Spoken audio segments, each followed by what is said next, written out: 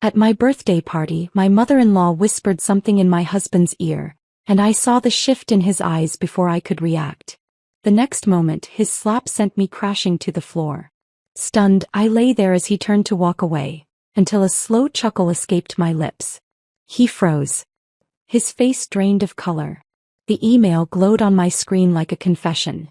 The Harrington Trust disbursement requires continuous marital status of no less than 5 years with no separation filings. My hand trembled as I forwarded it to my encrypted server, the final piece slotting into place. Behind me, the gray Boston dawn filtered through designer curtains James had insisted on. Curtains that cost more than my first car. I slammed my laptop shut as the bathroom door opened. Steam billowed out as James emerged, towel wrapped around his waist, his body still magnificent at 37. His eyes, however, held that increasingly vacant look I'd been documenting for months. "Happy birthday, Elise," he said, the words rehearsed hollow. He bent to kiss my cheek, his lips cool despite the hot shower. "Mother's excited about tonight. Before we begin, I want to take a moment to thank each of you for being part of this incredible journey. If you're enjoying these stories of empowerment, consider subscribing. It's completely free and helps us build this amazing community. Let's dive in." "I'm sure she is," I thought, but replied with practiced warmth. It was so generous of Victoria to arrange everything. My voice, the one I'd perfected in courtrooms to sway juries, didn't betray the ice forming inside my chest. "What are you working on?" he asked, glancing at my closed laptop. "Just reviewing the Westbrook merger documents," I lied smoothly. "Even birthday girls don't get days off at Caldwell and Pierce." He nodded, accepting this without question. When we'd first met 6 years ago, he would have teased me about my workaholic tendencies, maybe tried to coax me back to bed. That James was gone now, replaced by this polished automaton who responded to his family's signals like a trained animal. As he dressed for his morning at the family office, I retreated to my walk-in closet, the one place in our Beacon Hill brownstone without cameras. Victoria had installed the surveillance system last year during our renovation. A thoughtful security measure for her beloved son and daughter-in-law. Only I knew about the tiny devices I'd discovered during a methodical search 3 months ago. Only I knew that I'd left them functional but fed them a loop of routine activity whenever I needed privacy. Inside the closet, I pressed my fingertip against a nearly invisible seam in the wall. A panel slid open, revealing a water-resistant case containing hard drives, a backup laptop and 3 burner phones. My insurance policy. My weapon. For 4 years, I'd been the picture-perfect addition to the Harrington dynasty. Harvard law graduate, rising star at Boston's most prestigious corporate law firm, charitable foundation board member, and devoted wife to James Harrington, heir to one of New England's oldest fortunes. The society pages loved us. Victoria paraded me at every function like a prize thoroughbred. No one suspected that behind my carefully applied makeup and designer clothes, I was building a case that would bring the Harrington empire crashing down. It started with discrepancies I noticed while helping James review some family business documents. Numbers that didn't add up. Subsidiaries in countries with questionable banking laws. Then came the strange meetings James would return from with altered behavior. More withdrawn, less decisive. The way Victoria would whisper things in his ear at family gatherings that would change his demeanor instantly. I'd spent 3 years defending corporations against fraud allegations. I knew what financial manipulation looked like. I knew what psychological control looked like too. The day I found James staring catatonically at a video sent by his cousin William was the day I began my secret investigation in earnest. That night I purchased the first burner phone. From my hidden cache, I extracted a microSD card and inserted it into my secure phone. The encrypted files contained everything: bank transfers to offshore accounts, recordings of family meetings where they spoke openly about conditioning certain responses in James, evidence of market manipulation and bribes to federal officials. My fingers scrolled to the newest file. Photographs taken yesterday of Thomas Whitley, James' supposed childhood therapist, meeting with Victoria at her Back Bay home. The same man referenced in documents as behavioral consultant, and paid $30,000 monthly from a Harrington shell company. I checked my watch. 7:15 a.m. Nearly time to become Elise Harrington again. I replaced everything, sealed the compartment, and selected a conservative St. John's suit for court that morning. The Prescott hearing would finish by noon, giving me time to change for my birthday celebration at Victoria's favorite harborside restaurant. As I applied my makeup, I practiced my expressions in the mirror. Delighted surprise, gracious appreciation, devoted affection. The same expressions I'd worn for years while collecting evidence against the people who had hollowed out my husband and built a criminal enterprise behind a philanthropic facade. James appeared in the doorway, impeccably dressed in a custom suit, hair perfectly styled. Once seeing him like this would have quickened my pulse. Now I catalogued the changes in him. The slightly diminished pupils, the microscopic delay before emotional responses, the new tension in his jaw. "You look beautiful," he said mechanically. "Thank you, darling." I stood and straightened his already perfect tie, studying his eyes for any flicker of the man I'd married. "Nothing. I'll see you tonight. Don't let your mother go overboard with the surprises." His smile didn't reach his eyes. "She just wants everything perfect for you." Perfect. The Harringtons' favorite word. Their perfect family. Perfect business. Perfect control. As I gathered my briefcase and court materials, my phone buzzed with a text from Victoria.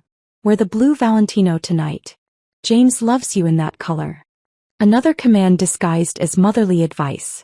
I texted back a grateful response, then selected the crimson Dior I'd been saving for a special occasion. Small rebellions kept me sane while I assembled my case. In the Uber to the courthouse, I reviewed my actual casework, compartmentalizing as I'd learned to do. By day, I was still Elise Harrington, corporate defense attorney. My clients relied on me, and ironically, the skills that made me effective in their defense had made me devastating in building my case against the Harringtons. At the courthouse steps, I checked my secure messaging app. My contact at the SEC had confirmed receipt of my latest intelligence. "Moving on this next week," he'd written. "Need anything more from your source?" I smiled as I typed back, "One final piece coming tonight." Little did Victoria know that her elaborate birthday trap for me would instead become the Harringtons' unmasking. Tonight, at my birthday celebration surrounded by Boston's elite and the family's closest allies, everything would change. I tucked my phone away and ascended the courthouse steps, my expression serene, my posture confident. Inside, I was counting down the hours. The perfect facade was about to shatter. And I would be there, camera phone in hand, to capture every damning moment. The Hestia Gardens shimmered like a mirage at the edge of Boston Harbor, its glass and steel architecture catching the sunset in hues of gold and crimson. Fitting, I thought, for what promised to be a bloodletting disguised as a celebration. The restaurant had a 3-month waiting list, but the Harrington name had secured not just a reservation but the entire rooftop terrace. "Mrs. Harrington, welcome," the maitre d' practically bowed as our town car arrived. "Mrs. Victoria has been asking about you." "I'm sure she has," I murmured, accepting James's mechanical arm.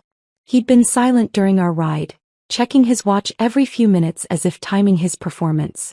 The elevator ascended smoothly to the rooftop and I used those moments to center myself. My crimson Dior hugged my body like armor, the color a silent declaration of war against Victoria's blue Valentino directive. James hadn't even noticed my defiance, another sign of his detachment. The doors opened to a carefully orchestrated tableau. Crystal chandeliers suspended from invisible wires created the illusion of stars floating above the harbor view. White orchids, Victoria's signature, adorned every surface. And positioned strategically throughout the space were approximately 50 guests, all smiling with the practiced warmth of predators. "Happy birthday." The collective greeting washed over me as artificial as the orchid's perfume. Victoria glided forward, resplendent in midnight blue Chanel, her silver bob gleaming under the chandeliers. At 62 she remained striking, the grande dame of Boston society, whose ruthlessness was exceeded only by her skill at concealing it. "Darling Elise," she embraced me, her Hermès perfume enveloping me like chloroform. Her lips brushed my cheek as she whispered, "Blue would have complemented James better for the photographs." "I wanted to surprise everyone," I replied, matching her steel-lined warmth. "Even on my birthday." Her eyes flashed, the first authentic response I'd seen from her in months. She recovered instantly, linking her arm through mine to parade me through my celebration. "Everyone important is here," she announced, leading me past Boston's elite. The police commissioner, 2 state senators, a federal judge, 3 university presidents. I noted each face, mentally checking them against my files of Harrington connections. Not one of my law partners was present. Not my closest friend from Harvard. Not my mentor from my first firm. The guest list had been sanitized of anyone with genuine connection to me. Anyone who might notice if something were to happen to the real Elise beneath the Harrington veneer. Champagne birthday girl? William Harrington, James's cousin and the family's legal fixer, appeared at my elbow with 2 flutes. Thank you, Will. I accepted, not drinking. Lovely to see you here. Wouldn't miss it, he replied, his Harvard-educated drawl stretched thin over something urgent. His eyes darted to the entrance, where I noticed a silver-haired man in an impeccably tailored charcoal suit being escorted in.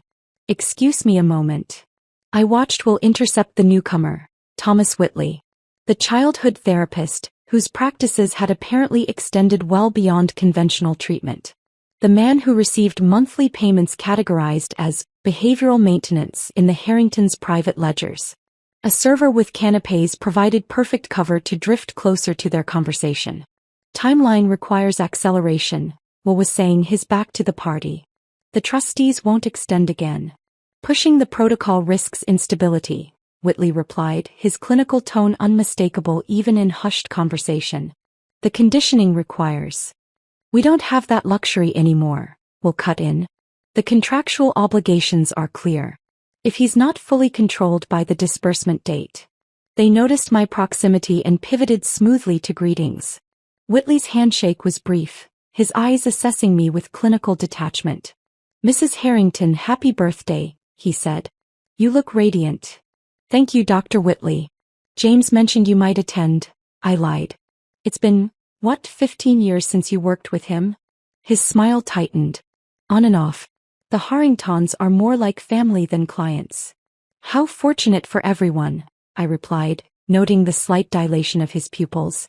He was nervous. Good. Throughout the next hour I circulated carefully, playing my role while observing the room's dynamics. Victoria remained at the epicenter, her laughter theatrical, her eyes constantly tracking me. Whenever James approached me, her attention intensified as if monitoring a laboratory experiment. James himself moved through the party like a sleepwalker, responding to guests with programmed pleasantries. Twice I caught Whitley watching our interactions, making subtle notes on his phone. Wonderful turnout, remarked Judge Holloway, one of the Harringtons' longest allies. Victoria certainly knows how to celebrate family. Indeed, I agreed. Though I'm surprised my law colleagues couldn't make it. Exclusive guest list, he chuckled. Victoria was quite specific about keeping this intimate. By intimate, he meant controlled. Vulnerability prickled at the back of my neck. This celebration was hermetically sealed. Anyone here would side with the Harringtons if something happened to me. The party shifted to dinner, Victoria orchestrating the seating with tactical precision. James to my right, her at the head of the table, Whitley positioned directly across from me, his gaze clinically assessing every interaction between James and me. Victoria tapped her crystal glass, silencing conversation. Before we dine, a toast to my beloved daughter-in-law. She stood, commanding the room with practiced authority. 5 years ago, James brought home this brilliant, beautiful attorney, and I knew immediately she was special. Her eyes met mine, warm on the surface, glacial beneath. Elise has become everything the Harrington family values, loyal, discreet, and committed to our legacy. The gathering murmured approval. I maintained my grateful smile while translating her actual message. We own you. To Elise, Victoria raised her glass. May this 35th year be transformative. The word hung in the air like a promise, or a threat. As servers presented the first course, Victoria glided behind my chair, resting manicured hands on my shoulders. To onlookers, a maternal gesture. I felt the predatory pressure of her grip. Such a perfect evening, she murmured, her voice carrying just to my ears. And after dinner, a very special announcement about the family's future. Her fingers tightened almost imperceptibly on my shoulder before she moved away, leaving behind the lingering scent of her perfume and the distinct impression of a trap about to spring. I glanced at James, finding his eyes fixed on his water glass, fingers tapping a rhythmic pattern I'd documented in my notes, a behavior that always followed Victoria's private conversations with him. Whatever they had planned for tonight was accelerating. The gift presentation would come after the main course, Victoria's chosen moment for whatever announcement she had orchestrated. I touched the slim phone in my clutch, confirming it was ready to record. The federal agents I'd been working with were on standby, waiting for my signal. The first course arrived, oysters arranged in a perfect circle. Victoria beamed at me from the head of the table, raising her glass in another silent toast. I smiled back, lifting my untouched champagne. Let the games begin. The main course plates were cleared away, leaving behind an expectant hush. Victoria nodded to the waitstaff, who began arranging an elaborate display of wrapped gifts on a marble-top table wheeled to the center of the terrace. All part of the spectacle. Gifts I suspected were as empty as the smiles surrounding me. Before dessert, Victoria announced, commanding the room with practiced ease, we must honor our birthday girl properly. The guests arranged themselves in a perfect semicircle, smartphones appearing in manicured hands. In prior years, I might have felt uncomfortable being the center of attention. Tonight I welcomed every camera. James guided me to the gift table with a hand pressed firmly against the small of my back. His touch, once warm and reassuring, now felt mechanical, a practice gesture rather than an intimate connection. Start with this one, Victoria instructed, handing me a small box wrapped in signature Tiffany blue. A collective murmur of appreciation rippled through the gathering. I accepted it with a practiced smile, unwrapping it deliberately. Inside, nestled on white satin, lay a platinum bracelet studded with diamonds, a beautiful handcuff. It's lovely, I said, holding it up for the requisite photographs. James, help your wife put it on, Victoria directed. As he fastened it around my wrist, I felt the weight of it, another link in their chain.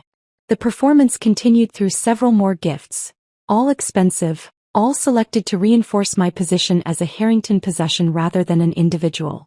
A designer handbag. A weekend at their Martha's Vineyard estate. A donation in my name to the Harrington Foundation.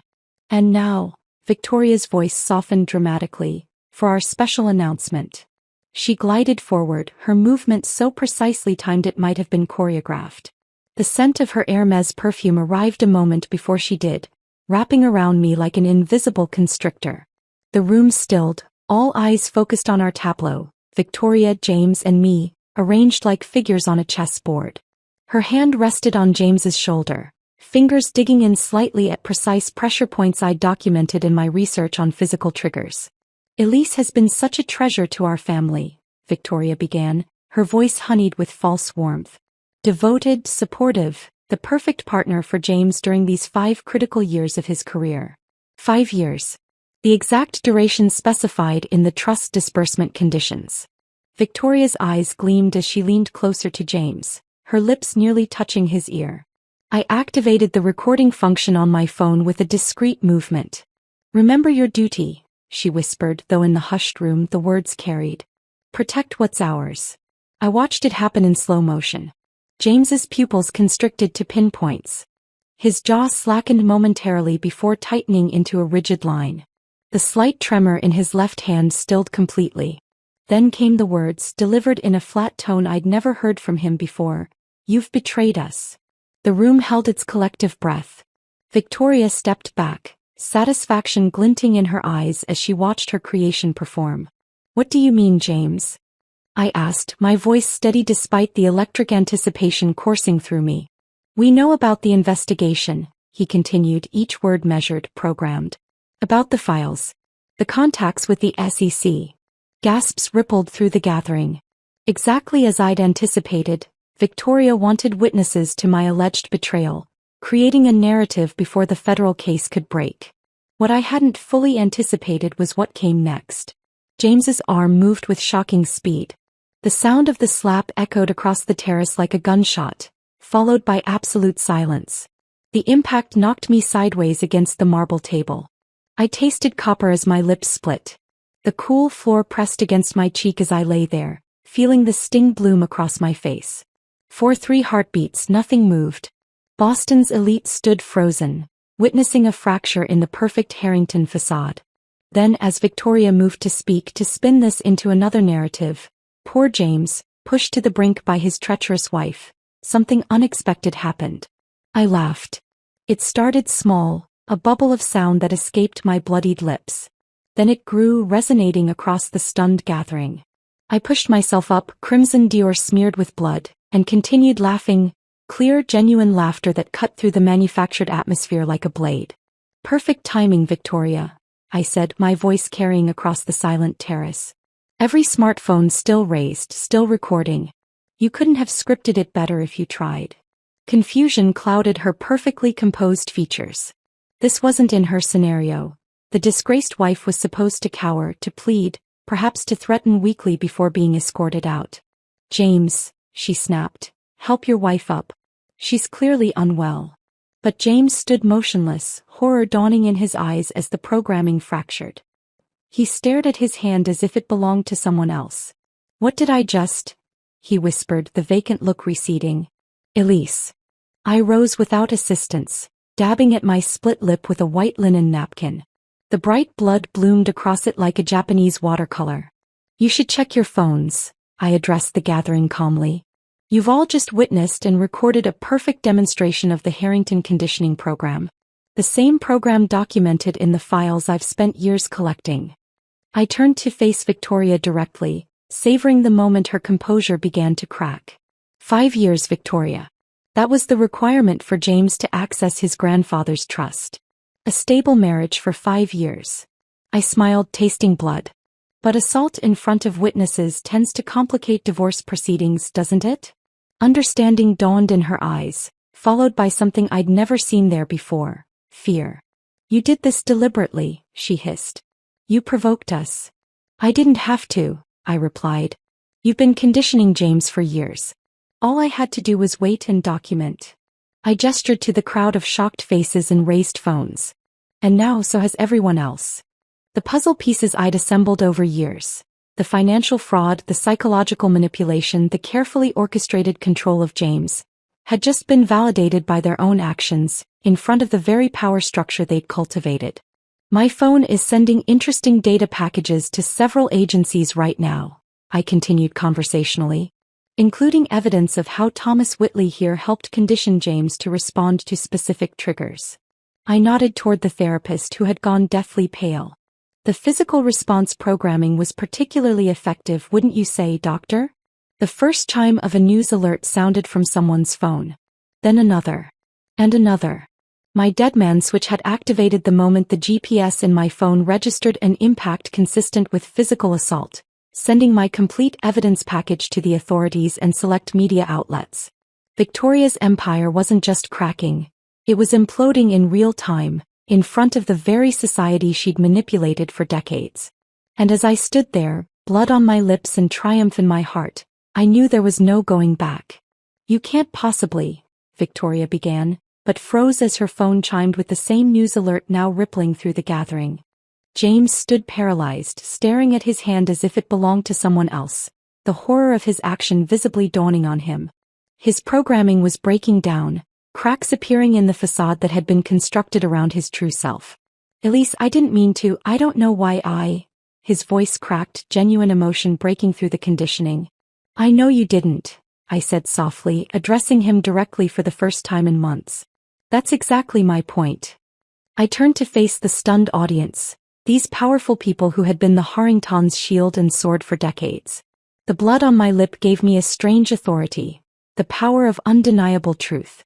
"For those checking your phones, yes, that alert is about the Harrington family," I confirmed, my courtroom voice carrying clearly across the terrace. "What you've just witnessed is the culmination of a 5-year investigation into one of the most sophisticated criminal enterprises in Boston." Judge Holloway's face had gone ashen. Senator Prescott was already backing toward the exit. I locked eyes with each of them, ensuring they understood their complicity was also documented. "The Harrington Foundation has laundered approximately $340 million through its charitable programs," I continued, diverting funds intended for education initiatives into offshore accounts controlled by shell companies in the Cayman Islands and Singapore. Victoria's composure was unraveling visibly now, her perfectly manicured hand clutching at her throat where a pulse hammered beneath her diamond necklace. "You have no proof," she hissed, but her eyes darted to Thomas Whitley, who had begun inching toward the exit. "Dr. Whitley, perhaps you'd care to explain to everyone the meaning of Project Sentinel?" I called out, stopping him in his tracks.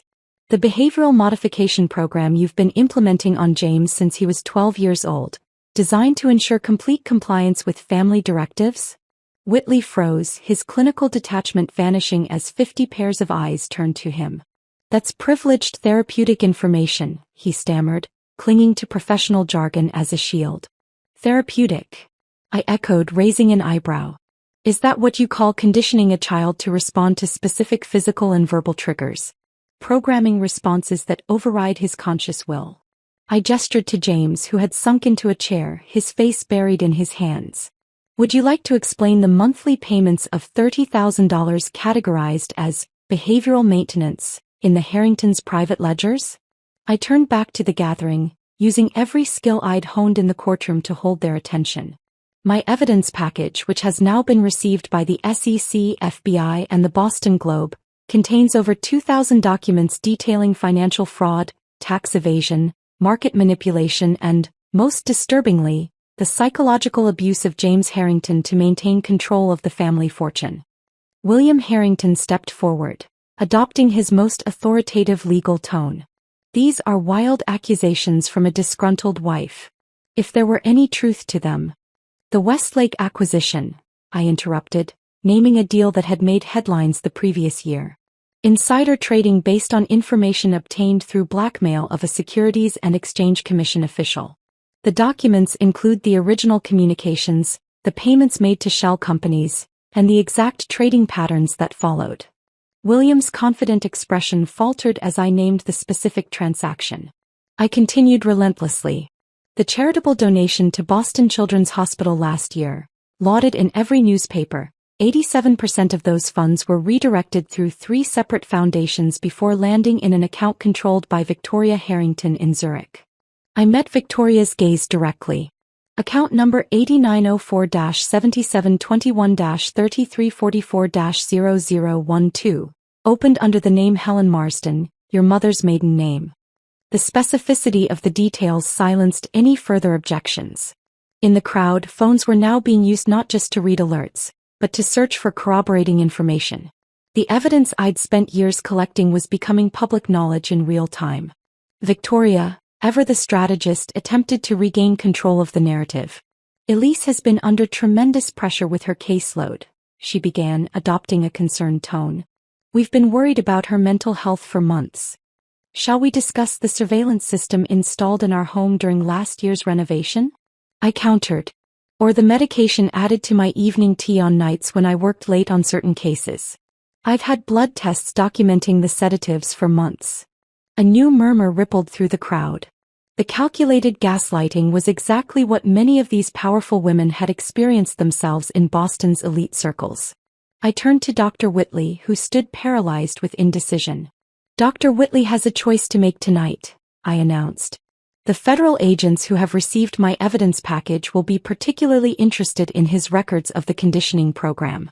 However," I paused deliberately, making sure he was listening closely, "I'm prepared to recommend immunity in exchange for his complete testimony about the methods used and who authorized them." Whitley's eyes widened at the lifeline being thrown. "The same applies to anyone in this room," I continued, addressing the gathering. "Those who come forward voluntarily with information will be viewed very differently from those who wait for subpoenas." The strategic fracturing of the Harrington alliance was happening faster than even I had anticipated. Already, small groups were forming, whispered conversations indicating alliances shifting like tectonic plates. James looked up at me, his eyes clearer than I'd seen them in months, the programming temporarily disrupted by the shock. "How long have you known?" he asked, his voice barely audible. 3 years, I replied quietly. "At first, I noticed small inconsistencies in your behavior after family meetings. Then the vacant episodes became more frequent. The final piece was finding Whitley's name on those payment records." "I never wanted to hurt you," he whispered, genuine anguish breaking through. "I know," I said and meant it. "That's why I've spent 3 years building this case instead of simply leaving. You weren't the only victim, James." Victoria, seeing her control slipping away completely, made a final desperate attempt. "This is absurd. James, tell them." But James was staring at the blood on my lip, a terrible recognition dawning as memories began breaking through the conditioning. "You did this to me," he said to his mother, his voice gaining strength. "All those sessions with Dr. Whitley when I was a child. The special educational programs every summer. This isn't the first time you've made me." He couldn't finish the sentence, horror washing over his features. The elevator doors opened, revealing two men in suits who surveyed the scene with professional detachment. "Perfect timing," I noted, recognizing my contacts from the FBI. "Gentlemen, I believe several people here are eager to make statements." The evidence I'd gathered was no longer just files on secured servers. It was unfolding in human drama across the rooftop terrace, as decades of manipulation, fraud, and control began to unravel thread by thread. And at the center stood Victoria, her empire crumbling, her mask of perfection finally, irrevocably shattered. The FBI agents moved with practiced efficiency, securing the exits while introducing themselves to the increasingly agitated crowd. One of them, Agent Rivera, whom I'd been feeding information to for months, gave me a nearly imperceptible nod as he approached Victoria. "Mrs. Harrington, we have a warrant to seize all electronic devices and documents in your possession," he stated, his tone professionally neutral as he presented the paperwork. Victoria's hand trembled as she took the document, her eyes scanning it with the desperate intensity of someone searching for an escape clause. Finding none, she turned to William, who had already begun backing away from her, the family's legal fixer already calculating his own exit strategy. "This is absurd," she insisted, but her voice had lost its authoritative edge. "Do you know who I am? Who we know?" "That's precisely why we're here, Mrs. Harrington," Agent Rivera replied. Around us, the elegant birthday celebration had transformed into a scene of barely contained chaos. Servers stood frozen, champagne bottles still in hand, as the Boston elite began their strategic retreats. Judge Holloway was already speaking urgently into his phone. Senator Prescott's wife was tugging at his sleeve, distancing themselves from the Harrington nucleus. Phones continued buzzing with increasing urgency. I caught glimpses of headlines flashing across screens. Breaking: Harrington family under federal investigation. Boston's elite philanthropic family accused of massive fraud. Psychological manipulation allegations rock Harrington empire. The Boston Globe had moved faster than I'd anticipated, already publishing the first wave of revelations from my evidence package. Social media would be exploding within minutes. The carefully constructed Harrington mystique was unraveling in real time. Victoria made one last desperate attempt to maintain control, raising her voice to address the scattering guests. "This is all a terrible misunderstanding. A family dispute being tragically misrepresented." Her perfectly modulated voice cracked slightly. "I'm sure we can count on our friends too." Victoria, the police commissioner who moments ago had been laughing at her jokes, cut her off with a tight smile. "I think it's best if we speak tomorrow. Through counsel." The abandonment was beginning. Like rats from a sinking ship, the powerful figures who had protected the Harringtons for decades were rapidly recalculating their own exposure. Nearby, James had collapsed into a chair, his breathing ragged. The psychological walls constructed around his authentic self were crumbling, leaving him exposed to a flood of emerging memories and realizations. "The summers at the lake house," he muttered, eyes unfocused. "The special lessons with Dr. Whitley. The headaches whenever I questioned family decisions." I approached him cautiously, unsure of how stable he was in this transitional state. Despite everything, despite the sting of his slap still fresh on my face, I felt a complex mixture of vindication and concern. He had been both my tormentor and fellow victim. "James," I said softly, kneeling beside him but maintaining a safe distance. "The conditioning is breaking down. It's going to be disorienting." His eyes found mine, clearer than I'd seen them in years. "I hurt you," he whispered, horror washing over his face as he reached toward my split lip, stopping short of touching me. "I would never, but I did. I remember being told. You were programmed to respond to specific triggers," I explained, my voice steady. Victoria's whispered command activated a response that wasn't truly yours. Across the room, Thomas Whitley was already deep in conversation with the second FBI agent, his clinical detachment replaced by nervous self-preservation. I caught phrases like "following instructions" and "didn't know the full extent." How much do you remember about the conditioning? I asked James. He pressed his palms against his temples. Fragments. Sessions in the study at the lake house. Words repeated while I was under medication. Punishments when I resisted. His voice broke. They've been doing this to me since I was 12. My own family. My own mother. The realization seemed to physically pain him, his body curling forward as if wounded. Here was the real James emerging from beneath layers of programming. Vulnerable, horrified, genuine. Victoria, seeing our conversation, attempted to intervene despite the FBI agent beside her. James, darling, don't listen to her, she called, desperation making her voice shrill. She's turned you against your family. After everything we've done for you. After everything you've done to him, I corrected, rising to face her. The evidence includes video recordings of conditioning sessions, Victoria. Sessions where you personally instructed Dr. Whitley on which behaviors to suppress in your son. Victoria's face contorted, her carefully maintained facade finally shattering completely. He needed guidance, structure. The Harrington legacy had to be protected from his weakness. The naked truth of her perspective silenced the room. Even the FBI agents paused, witnessing the mask slip to reveal the monstrous priorities beneath. James stood shakily, years of programming warring with emerging clarity. My weakness was wanting my own life, he said, each word strengthening him. Wanting to study literature instead of finance. Wanting to marry for love instead of strategic advantage. His eyes found mine. Was any of it real between us? Or was I just following another script? The question pierced me.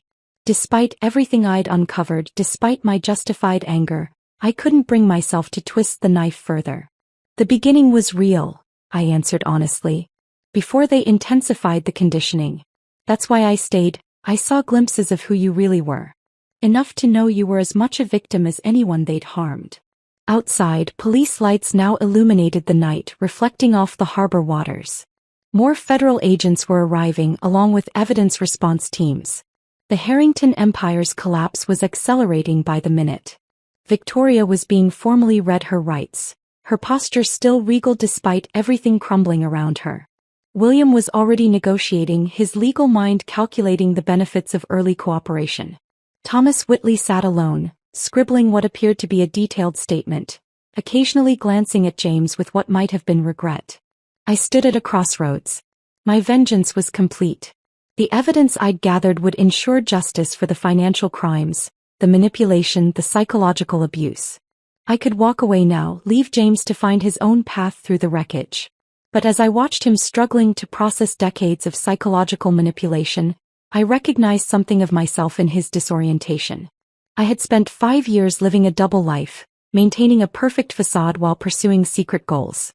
We had both been changed by the Harringtons' toxic influence.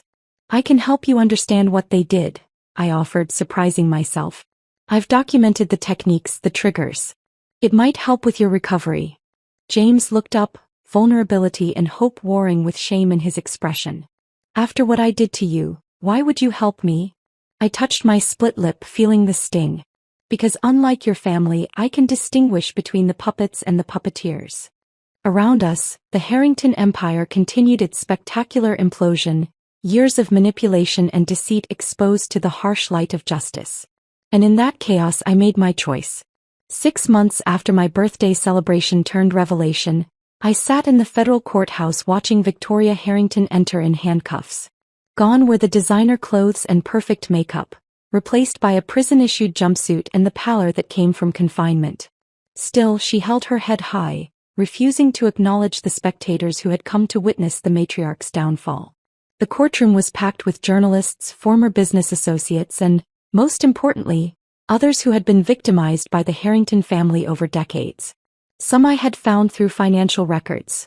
Others had come forward after the initial reports broke. Each carried their own story of manipulation, coercion, or financial destruction.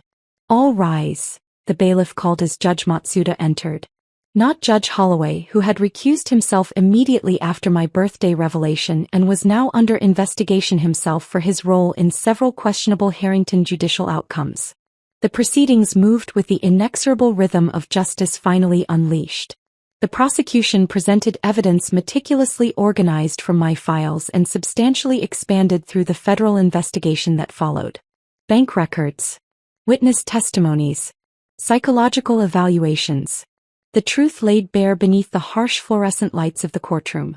Victoria's legal team had crumbled in the preceding months. William Harrington had turned state's evidence almost immediately, prioritizing self-preservation over family loyalty.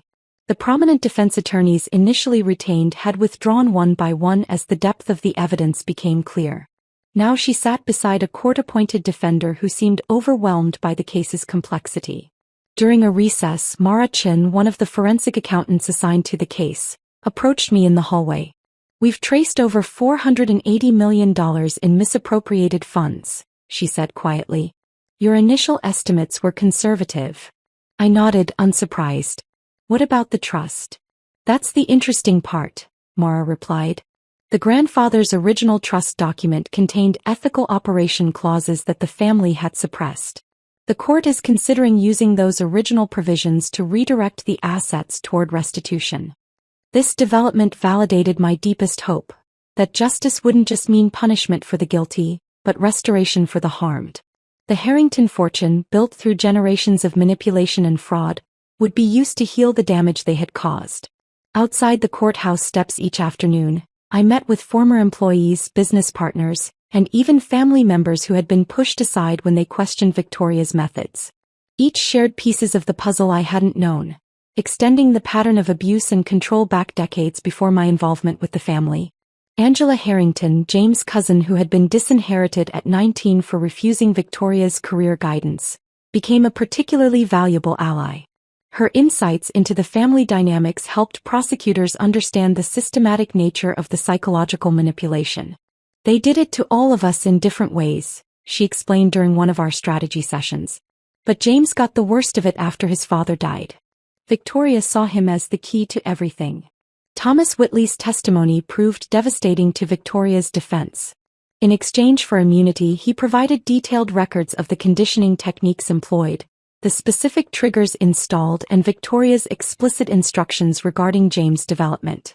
The clinical precision of his notes left no room for doubt about the deliberate nature of the psychological abuse. James himself was absent from the proceedings, receiving treatment at a specialized facility focused on deprogramming and recovery from psychological manipulation. His own legal standing remained complex, both perpetrator and victim. The slap that had been the catalyst for the Harrington downfall was being considered in light of the documented conditioning. I visited him once a month, maintaining professional boundaries while providing information that aided his recovery. The man emerging from beneath the layers of programming was thoughtful, uncertain, and grappling with profound guilt over actions taken under his mother's influence. "I don't know who I am without their directives," he confessed during one visit, sitting in the facility's garden, the first hints of spring emerging around us. "Even my preferences, foods, clothes, opinions, I'm questioning everything." "That's actually progress," I told him.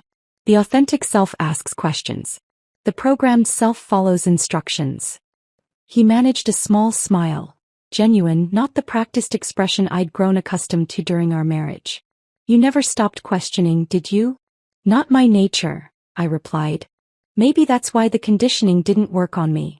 What remained unspoken between us was the future of our relationship. The marriage had been built on false premises, manipulated from the start by Victoria's machinations. Yet something authentic had existed briefly before the deeper programming took hold. Whether that could ever be recovered, or whether it should be, remained an open question neither of us was ready to answer. My own life had transformed completely. I had resigned from Caldwell and Pierce, unable to return to defending corporations after seeing how power could corrupt even the most prestigious institutions. Instead, I established the Cognitive Liberty Legal Foundation, focusing on cases involving psychological manipulation, coercive control, and financial exploitation. Our first clients were former Harrington employees who had been subjected to NDAs and coercive contracts. Within 3 months, we expanded to represent victims of other powerful families and corporations using similar tactics of psychological control. "You've essentially created a new practice area," remarked my former mentor when we met for coffee. "Psychological freedom as a legal right." The foundation's work soon extended beyond legal representation. We developed educational programs for law enforcement, judges, and therapists to recognize signs of psychological manipulation. I partnered with cognitive liberty advocates to push for legislative changes strengthening protections against coercive control. On the day Victoria Harrington was sentenced to 28 years in federal prison for fraud, racketeering, and conspiracy, I sat in the back of the courtroom rather than the front. Her empire had fallen. Justice had been served. My focus had already shifted to the next case, the next victim needing advocacy. As the courtroom emptied, James approached me, his first appearance at the proceedings. He looked different, thinner with casual clothes instead of bespoke suits, and eyes that held both sadness and clarity. "The trustees approved the restitution plan," he said without preamble. "Everyone they harmed will receive compensation, including you." "I didn't do this for money," I replied. "I know." He hesitated. "That's why I asked them to direct my personal share to your foundation instead. It seems fitting that what they intended to control me with should be used to free others." The gesture represented something profound.